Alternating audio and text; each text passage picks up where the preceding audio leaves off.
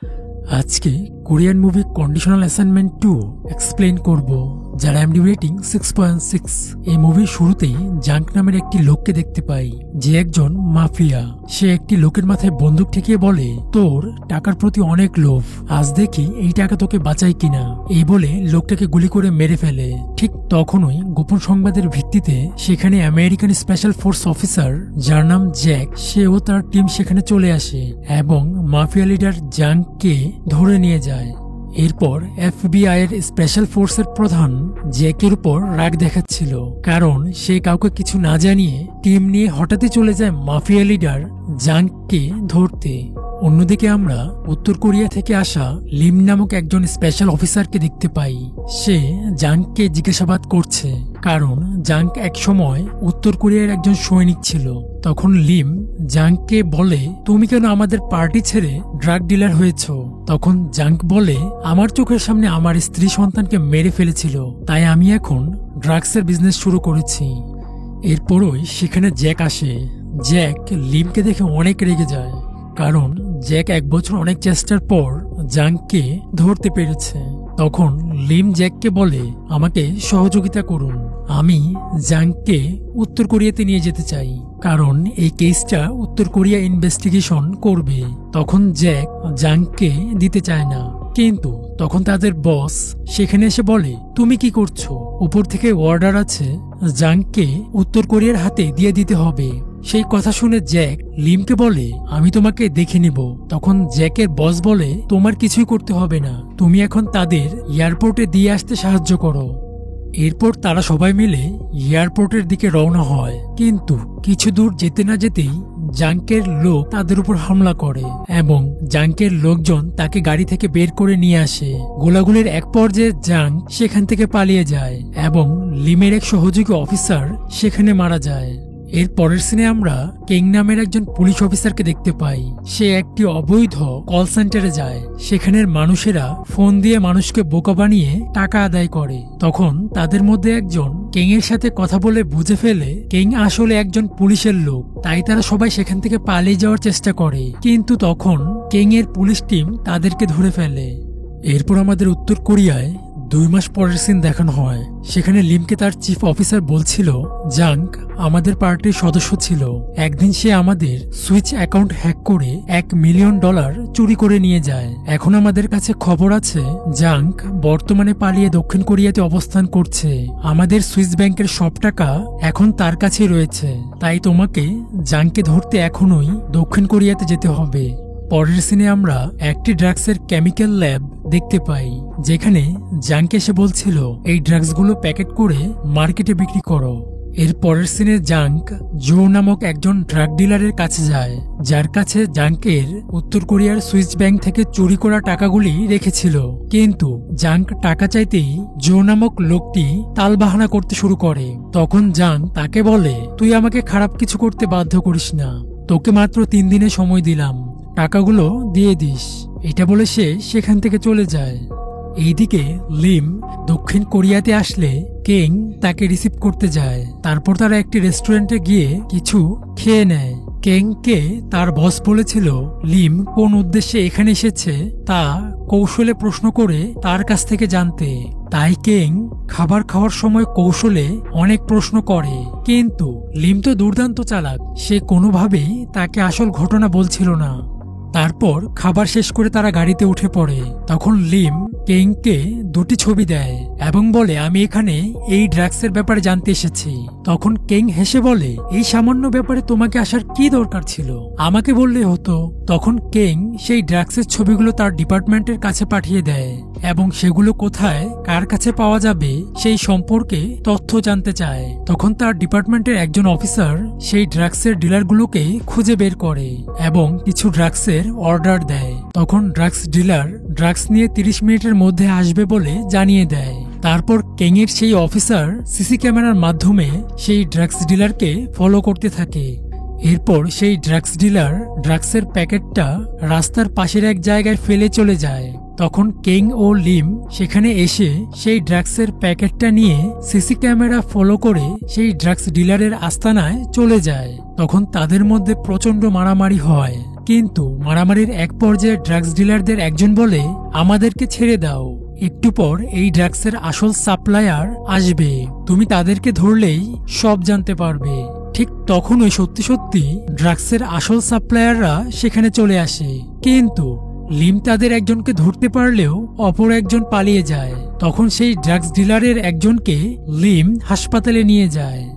পরের সিনে ক্যাং এর স্ত্রী টিভিতে খবরে ক্যাং ও লিমকে মারামারি করতে দেখে রেগে যায়। অপরদিকে লিয়া লিমকে দেখে খুশি হয়।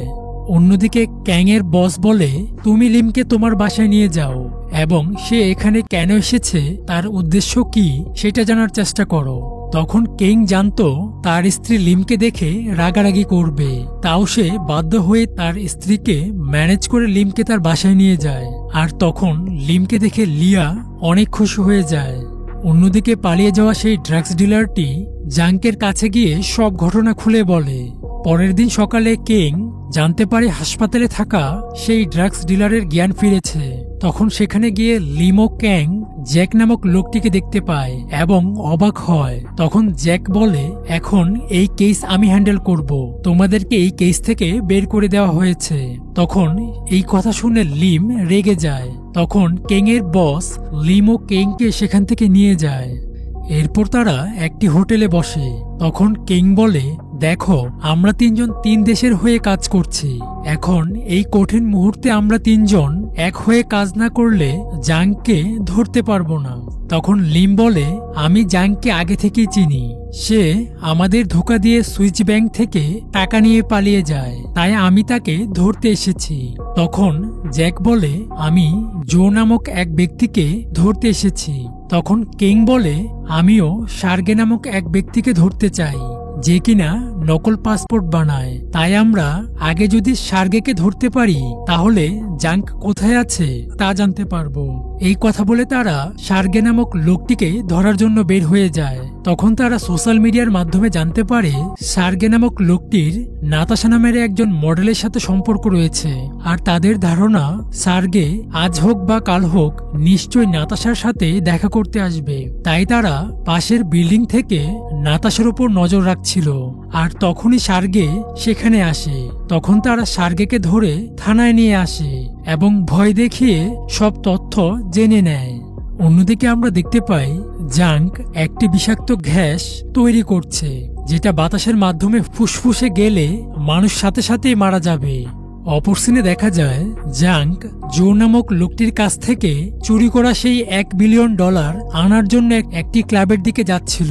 তখন সেই খবর শুনে প্ল্যান মোতাবেক কেং, লিম, জ্যাক ও লিয়া ক্লাবে চলে আসে এবং কেং তখন ওয়েটার সেজে ভেতরে যায় এবং বাকি সবাই বাহিরে সিগন্যালের জন্য অপেক্ষা করে। এরপর ক্লাবের ভেতরে জাঙ্ক আসলে জো নামক লোকটি বলে, এখন যদি আমি তোমাকে মেরে ফেলি তাহলে এই সবগুলো টাকা আমার হয়ে যাবে। এই কথা শুনে জাঙ্ক তখন রেগে যায় এবং জো এর সব লোককে মেরে ফেলে। তখন জো বলে, আমায় ছেড়ে দাও। ঠিক তখন সেখানে জাঙ্কের ল্যাবে কাজ করা সেই জার্মান সায়েন্টিস্ট আসে আর বলে, তুমি তো টাকা পেয়ে গেছো, এখন জোকে ছেড়ে দাও। তখন জাঙ্ক টিম এবং জোকে মেরে ফেলে। ঠিক তখনই কেং এর ফোনে একটা ফোন আসে। তখনই জাঙ্কের লোকজন বুঝে ফেলে ভেতরে কেউ আছে। তখন তারা কেংকে খুঁজতে থাকে। অন্যদিকে কেংকে বাঁচানোর জন্য লিম ও জ্যাক আসার সময় লিম জ্যাককে একটি রুমের ভেতর আটকে রেখে একাই চলে যায় কেংকে বাঁচাতে। এরপর লিম ও কেং জাংয়ের সব লোককে মারতে পারলেও জাং সেখান থেকে পালিয়ে যায়। তখন লিম ও কেং জাংকের পিছু নেয়। এক পর্যায়ে লিম কেংকেও গাড়ির সাথে আটকিয়ে দেয় এবং একাই জাংকে ধরতে চলে যায়। তখন লিম জাংকে ধরার পর তাকে দক্ষিণ কোরিয়ায় নিয়ে আসে এবং টাকা ও জাংকে বুঝে পাওয়ার পর লিমের বস তাকে মেরে ফেলতে চায়। তখনই জাংকের লোক এসে সবাইকে মেরে ফেলে। ঠিক তখনই সেখানে লিমও চলে আসে। তখন লিম ও জাঙ্কের মধ্যে প্রচন্ড গোলাগুলি ও ফাইট হয়। মারামারির এক পর্যায়ে জাঙ্ক লিমের মাথায় বন্দুক ঠেকে যখন ওই লিমকে মারতে যাবে তখনই লিম জিজ্ঞেস করে, তুমি আসলে কি করতে চাইছো, তোমার প্ল্যান কি? তখন জাঙ্ক বলে, আমি এই বিল্ডিং এ একটি বিষাক্ত পয়জন বোমা লাগিয়েছি, যেটা 5 মিনিট পর ফেটে যাবে এবং আশেপাশের 30 কিলোমিটার পর্যন্ত যত মানুষ আছে সব মানুষ মারা যাবে। এই কথা বলার পর ঠিক তখনই সেখানে কেং চলে আসে এবং জাঙ্কের হাতে গুলি করে। তখন লিম সেখান থেকে দৌড়ে ছাদের উপর যাওয়ার জন্য চেষ্টা করে, কিন্তু জাঙ্ক ও তখন তার পিছু নেয়। তখন তারা মারামারি করতে করতে ছাদের উপর উঠে যায়। অন্যদিকে কেং ছাদে এসে বোমটি ডিফিউজ করার চেষ্টা করে, কিন্তু কোনো উপায় না পেয়ে তখন কেং জ্যাক নামক লোকটিকে ফোন দেয়। তখন জ্যাক বলে, এই বোম ডিফিউজ করার জন্য একটি চাবি লাগবে, কিন্তু সেই চাবিটা তো জ্যাঙ্কের কাছে রয়েছে। অপরদিকে জাঙ্ক ও লিম মারামারির এক পর্যায়ে লিম জাঙ্কের বুকে ছুরি দিয়ে আঘাত করায় সে আহত হয়। তখন তার কাছে সেই বম ডিফিউজ করার চাবিটি চাইলে জাঙ্ক তখন চাবি সহই ছাদ থেকে লাফ দিয়ে পড়ে যায়। তখন সেই অবস্থা দেখে ক্যাং ও লিম বেঁচে থাকার আশায় ছেড়ে দেয়। ঠিক তখনই নিচ থেকে ড্রোনের মাধ্যমে সেই চাবিটি উপরে পাঠায়, আর তখন লিম চাবিটি নিয়ে দৌড়ে বোমাটি ডিফিউজ করে দেয়। আর তখন তারা 3 জনই নায়কের মতো করে বের হয়ে আসে। আর এই সিনের মধ্য দিয়েই এই মুভিটি সমাপ্ত হয়। আজ বিদায় নিচ্ছি, দেখা হবে নতুন কোনো ভিডিওতে। ততক্ষণ চ্যানেলটি সাবস্ক্রাইব করে পাশেই থাকুন। ধন্যবাদ।